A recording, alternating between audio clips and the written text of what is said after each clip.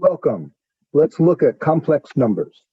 First, a reminder that the square root of -1 is I.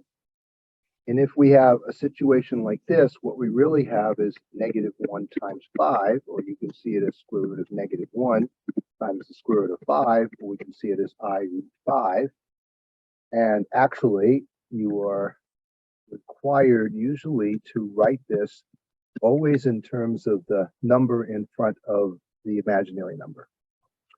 In this one, we have the same type of thing, but now with a twist because of the fact that, and in fact, I'm immediately, because I know that square root of -1, I'll just put the I there.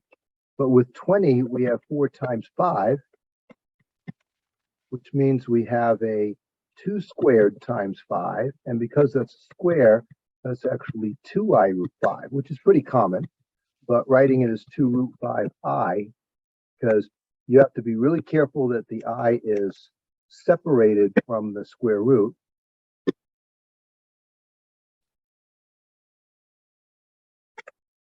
But if it is, then there we have it. You will, of course, more commonly see it like that. But this is written in the A plus BI format, which is the next thing. A complex number, if it's just an imaginary number alone, this is usually cool. But if it's a complex number, meaning that it has 2 parts to it, then, and a denominator, even if it has that or not, you have to separate them. And so what I'm going to do here is that 2, of course, goes with both parts of the terms above because they're 2 separate terms. So I have 8 over 2 minus 3 over 2. And I'm going to show you something about that in a moment. So the 8 over 2 is equal to 4.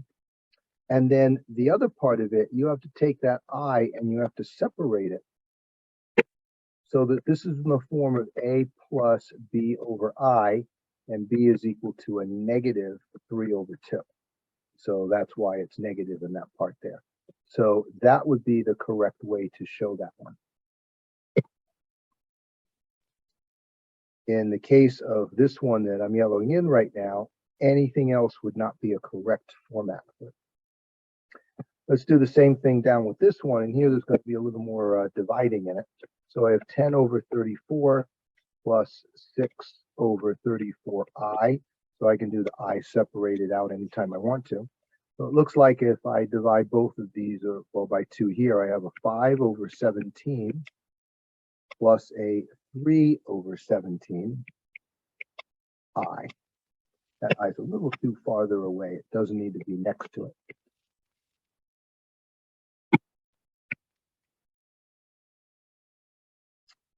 Now, the next part of it is rationalizing. Okay, and that's using a conjugate. So here what we do is we have to, well, here the basic thing is you're not allowed to have an imaginary number in a denominator. Sort of like you can't divide by 0, well, and you can't have a square root on the bottom. So just like when we had the square root ones, we will multiply by the conjugate. And the conjugate is the combination that would allow you to have an A squared plus BI, but plus B result. So what I'm talking about there is A squared minus B squared comes from having A minus B times A plus B. Because when you multiply it, you get A squared minus AB plus AB plus, or no, minus B squared, and the 2 middle terms cancel out. So the middle terms in this would end up with I's. So first I'm going to do the top here, and I'm going to get 10 plus 6I. On the bottom, I'm going to get 5 times 5 plus 15, 3 times 5 is 15, plus 15I, minus 15I, minus 9I squared. These 2 have I's in them, and we get rid of them because they cancel out, because it's this kind of a setup, the A minus A plus B, so so the middle terms will cancel. And I squared is equal to -1. So on the bottom, what we have is 25 minus 9 times -1, which is 25 plus 9. which is a 34. So now when I put that with the top part, I have 10 plus 6i over 34, which is what we did just a moment ago up here. And so the answer for that will match here, now that we know that it's 34 on the bottom. So we have 5 over 17 plus 3 over 17i. So same answer for a different reason, or at least at first. Now on the second one here, I'm going to do the same concept. It's going to be minus, and what we're doing by putting it on top and bottom, remember, is multiplying by 1. So on the top, now I've got to work that one out separately. 5 times 3 is 15, minus, well, 5 times 4 is 20i, and then here, minus 6i, and then plus 8i squared. All right, so on the bottom, 3 times 3, I get 9. I don't have to do the negative and plus 4. I'm only going to do it here because I'm a teacher, so I'm going to, no, I have to show it. So it's negative 12i plus 12i. Well, I don't really have to show it because those cancel there. And then minus 16i squared. So now on the top, we have 15 minus 26i. And then this part is a negative 1 times the 8, so it's minus 8. On the bottom, we have 9 minus 16 times negative 1, or 9 plus 16. So what I have here is 15 take away to 7 minus 26i. And on the bottom, we have 25.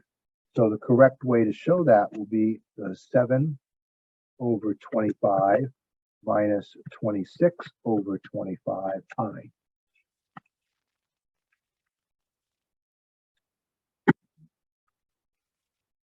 And therefore, we have now rationalized this.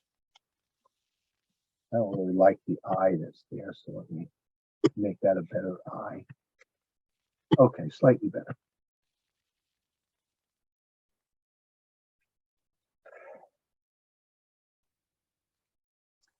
Now, I have a problem here using the quadratic formula because of the fact that sometimes you get imaginary numbers here.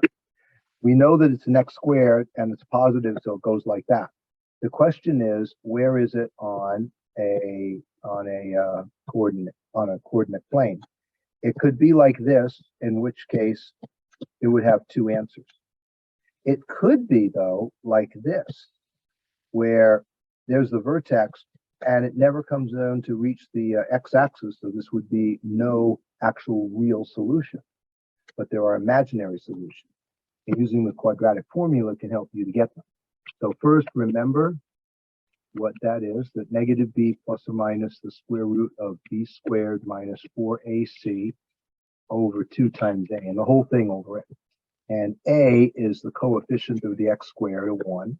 B is a coefficient of the x term, and c is the constant at the end.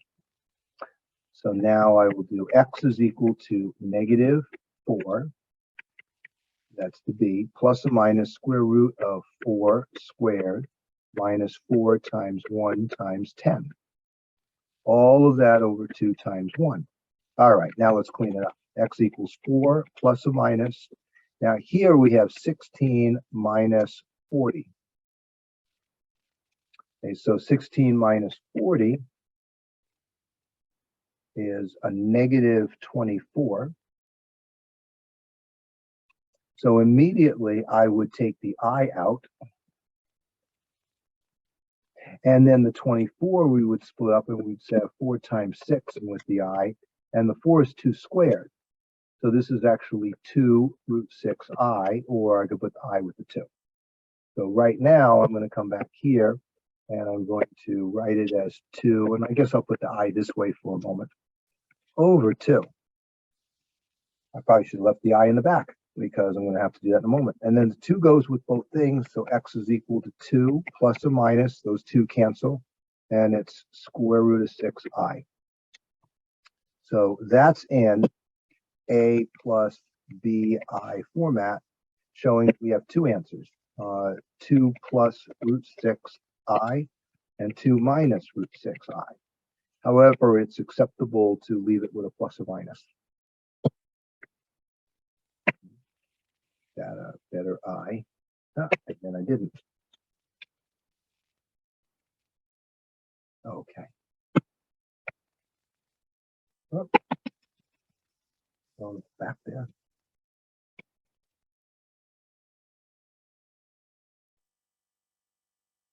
There.